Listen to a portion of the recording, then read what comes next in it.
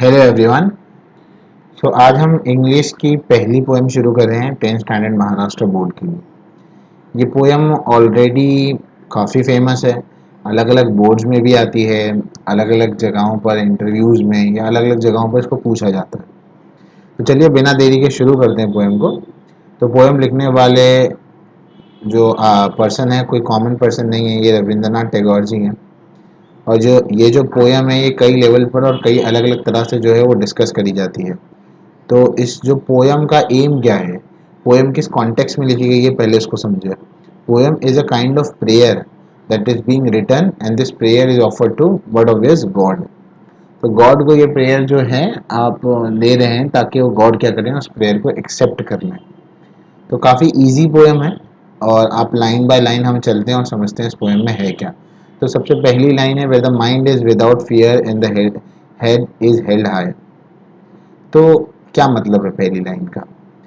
अब हमें क्या करना है, अब हमें ऐसी जगह चाहिए, ऐसा माइंड चाहिए हमें जहां हमारे को क्या हो, कोई डर ना हो और हम पूरे फख्र से हमारे सिर को ऊंचा उठाकर चल सके। आदमी सिर को ऊंचा उठाकर कब चलता है, जब वो आज़ाद होता है, जब वो उसको फ्रीडम मिलती है तब चलता है। उसके अलावा उसको कॉन्फिडेंस होता है कि मैं जो कर रहा हूँ, मैं जो बोल रहा हूँ वो सारी चीज़ें क्या है, सही है। और कॉन्फिडेंस उसको तब आता है जब उसके दिमाग में या उसके माइंड में क्या हो, कोई तरह का फियर ना हो। तो सबसे पहली चीज़ ये है कि हमें एक ऐसा एनवायरनमेंट या एक ऐसी चीज़ें क्रिएट करनी है जिसमें क्या हो, आपका माइंड क्या हो, काफ़ी फ्री हो और उसमें आपको किसी तरह का डर ना हो और आप पूरे शौक से, पूरे कॉन्फिडेंस से अपने सर को ऊंचा करके चल सके। अब ये कैसे बनेगा, वो अगली लाइन में दिया हुआ है। बनेगा कैसे, when knowledge is free. Knowledge कैसा होना चाहिए था, फ्री होना चाहिए knowledge. And where the world has not been broken up into fragments.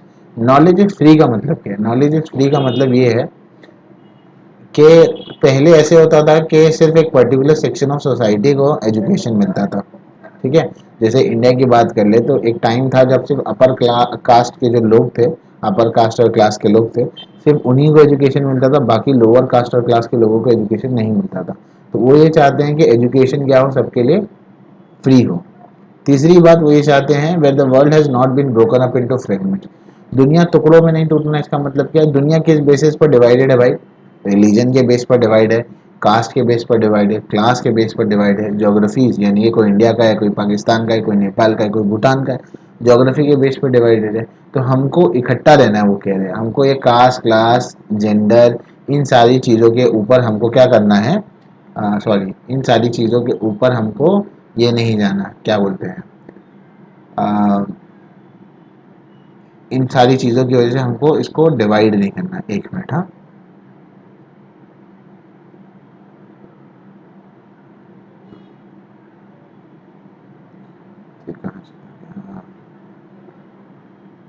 ठीक है। तो अब ये होने के बाद क्या, तो ये हो गया। अब इसके अलावा क्या बात है इसमें, where the world has not been broken up into fragment by narrow domestic walls. अब यहाँ पे नैरो डोमेस्टिक वॉल का मतलब क्या है, देखो यहाँ पर दिया हुआ है जो हमने पढ़ लिया है ना। तो हमने नीचे उसका मतलब समझा। नैरो डोमेस्टिक वॉल का मतलब यही है, हम रिलीजन, कास्ट, क्लास के बेस पे जो डिवीजन करते हैं वो।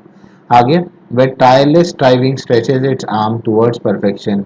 Tireless striving stretches its arm, देखो नीचे उसका मीनिंग वैसे तो दिया हुआ है कि टायरलेस स्ट्राइविंग का मतलब कंटिन्यूस एफर्ट। मतलब वो कह रहे हैं कि हमें क्या करना है, मेहनत करते रहना है। कब तक, जब तक हम परफेक्शन को अचीव नहीं कर ले तब तक टायरलेसली वर्किंग करते रहे, बिना थके बिना रुके हमको काम करते रहना चाहिए। ठीक है, आगे, where the clear stream of reason has not lost its way into the dreary desert sand of dead habit.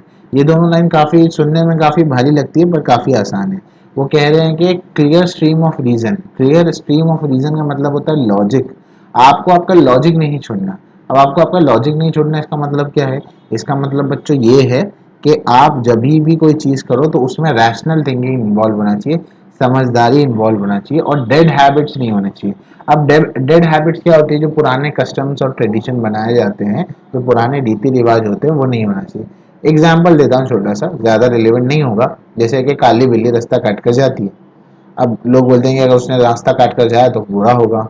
जैसे हमारे यहाँ कल्चर में कोई दरवाजे की कड़ी को बजा दे तो ऐसा लगता है कि भाई कहते हैं कि बुरा होगा, पलंग पर बैठकर पैर को हिला दें तो लगता है कि बुरा होगा।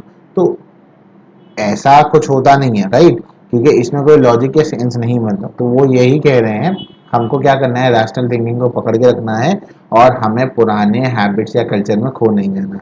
पर ये सिर्फ बोलने की बात है। हाँ, इंसान जो है या आज भी लोग, हम कितने भी पढ़े लिखे हो जाएं, अक्सर यही होता है मेजोरिटी टाइम्स कि हम हमारे कल्चर में एकदम विलीन होते हैं, हम हमारे कल्चर के अंदर ही बहुत ज़्यादा होते हैं। हम क्या है, हमारा हमारा जो कल्चर है हम वही तो हैं एक्चुअली। ठीक है, आगे, where the mind is led forward by thee into the ever widening thought and action into the heaven of freedom my father let my country away। ठीक है, अब यहाँ पर ये दिया है कि heaven of freedom, condition of total freedom of good thoughts, और उसके अलावा ever widening for ever broadening. अब मेरे को क्या करना है, मेरे माइंड को ऐसे बनाऊँ जो फॉर एवर क्या हो जाए, बढ़ते रहे उसके अंदर, यानी कि थॉट्स और एक्शन क्या हो, हमेशा आते रहे। मतलब सोच को बड़ा करना, मतलब सोच को बड़ा करने से क्या होगा, एक्सेप्टेबिलिटी बढ़ेगी।